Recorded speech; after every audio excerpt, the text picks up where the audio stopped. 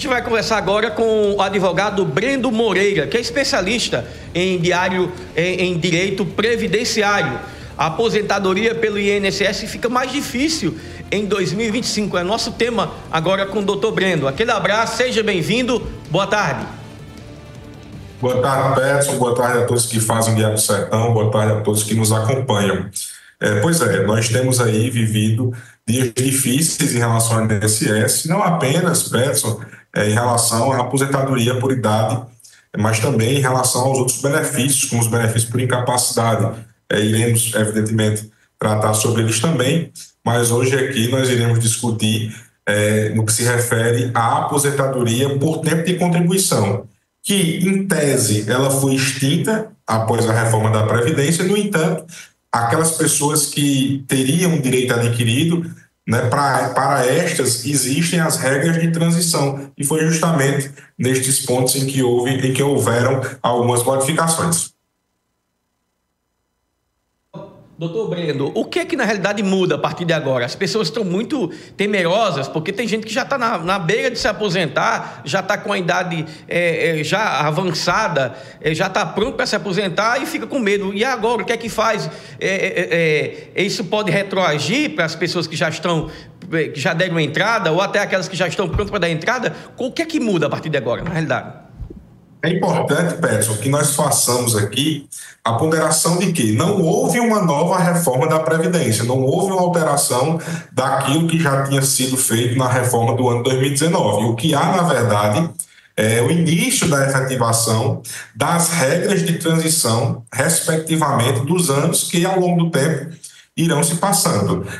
Para os homens, estas regras de transição elas irão notadamente até o ano de 2028, aliás, 2027. 2027, para os homens, encerra essa variação de idade ou de pontos.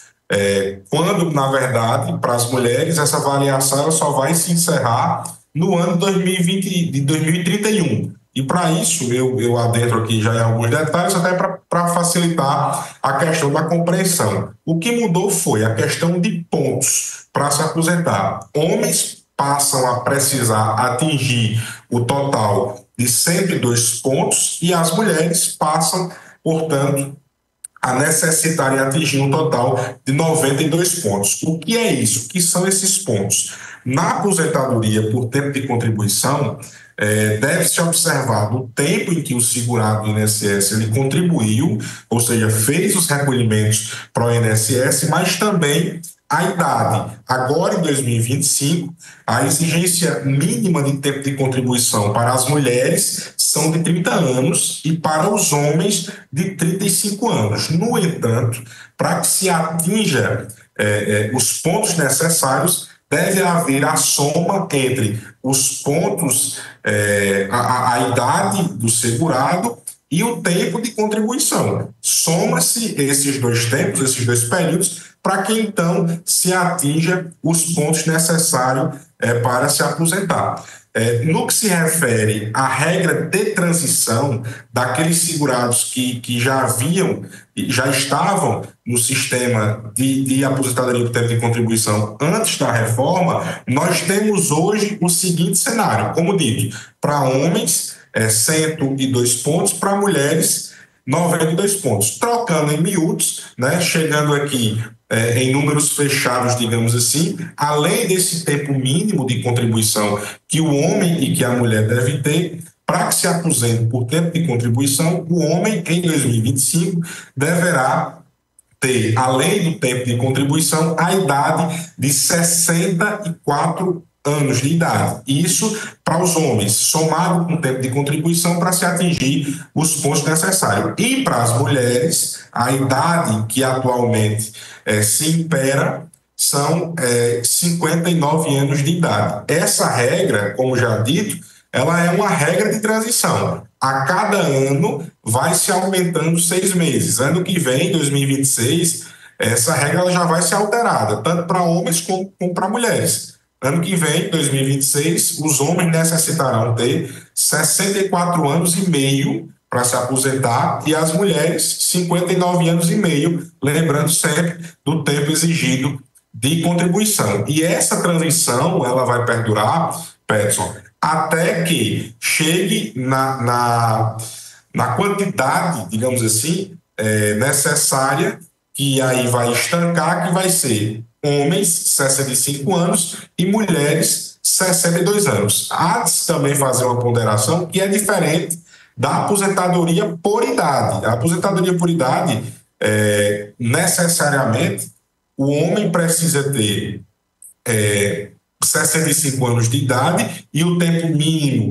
de 15 anos de contribuição, a mulher 62 anos de idade e o tempo mínimo de 15 anos de contribuição também, o que é totalmente diferente da aposentadoria por idade rural, que aí já é um outro tipo de segurado, que é um segurado especial, que chamamos agricultores, pescadores, enfim. A gente está vendo uma tabela agora, doutor Breno, que é da idade progressiva. Pode deixar essa imagem, por favor, da idade progressiva, que é a partir de 2025 e vai até 2031, não é isso? Exato. Como dito anteriormente, em 2027, essa transição para os homens, ela se encerra, porque já vai se atingir a idade limite, que é os 65 anos, porém, para a mulher, ela continua. Ela vai aumentando a cada 6 meses, até chegar nesse patamar de 62 aanos de idade. Então, só para a gente fechar, antes de entrar na parte dos agricultores, pescadores e por aí, para as pessoas que estão nos acompanhando, para se aposentar tem que ter 65 anos ou tem, só para ficar mais didático, 65 anos eu estou vendo, 2025, 64, mas a partir de 2027, 65 anos para homens e 60 anos para mulheres e vai seguindo até 62, até 2031.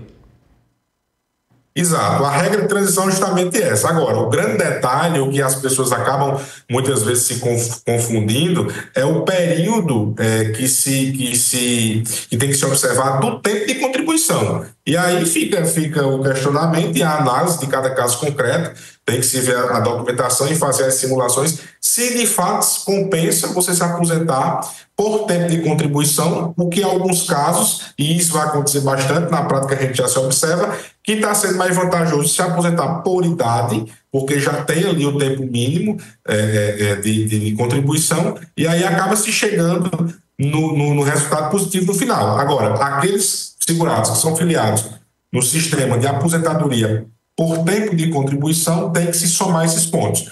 Pega-se o tempo de contribuição que a pessoa tem ao longo da vida e a idade, observando a tabela, soma-se. Se chegar nesse patamar, agora em 2025, de 102,92 pontos, ele terá o direito a se aposentar. Isso é muito tranquilo de se observar, claro que de forma ampla. Se houver alguma questão pontual em relação a alguma contribuição, em relação a valores de contribuição, deve-se procurar um advogado de confiança especialista na área. Mas, a grosso modo, para que se tenha uma noção inicial, é possível se observar essa simulação através do aplicativo Meu INSS. E cada um tem. E lá tem a opção de simular a aposentadoria e o sistema ele emite esse documento, onde vai mostrar, inclusive, quanto tempo, quantos anos, meses e dias falta para cada pessoa se aposentar de acordo com cada realidade. Para agricultor, pescador, isso muda?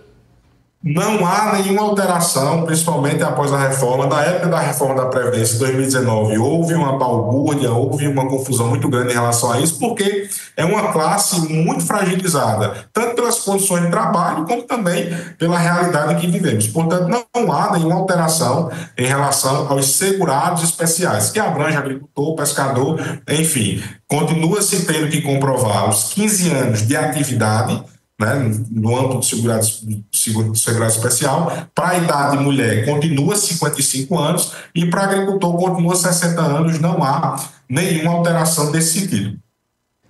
Advogado Breno Moreira, que é especialista em direito previdenciário, só para a gente fechar aqui, uma que estou vendo aqui nas redes sociais, muita gente perguntando, o que é que muda para o militar, para o judiciário e para a política? Muda alguma coisa? Porque para o povo muda muita coisa, né? Mas para esses poderes aqui, os poderes não, né? Para essas classes aqui, militar, judiciário e políticos, na aposentadoria.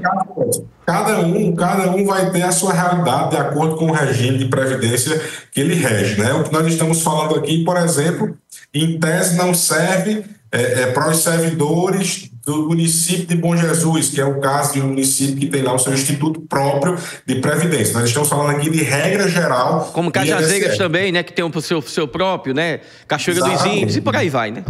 Cada um tem sua realidade. Agora, sim, em se tratando de mudança de forma geral, e respondendo especificamente essa pergunta, tem que se observar o regime de cada servidor, do militar, enfim, do político. Do político, em tese, não vai mudar, porque, via de regra, é feito o recolhimento para o INSS, pelo menos em relação a vereadores, enfim, é feito o recolhimento para o INSS, prefeito, e aí, em tese, se mantém a regra geral também, igual a todos os outros. Não teria um privilégio. Agora, existem as questões de aquelas pessoas que recolhem para o INSS, mas que são considerados aposentadoria, por exemplo, especial, que aí vai depender de um trabalho voltado da periculosidade, salubridade, tem que se analisar a cada caso concreto. Agora, o que a gente observa na prática, uma certa dificuldade das pessoas, que alterou recentemente, uma certa confusão, é em relação aos auxílios por incapacidade. Antigamente chamado de auxílio-doença, hoje em dia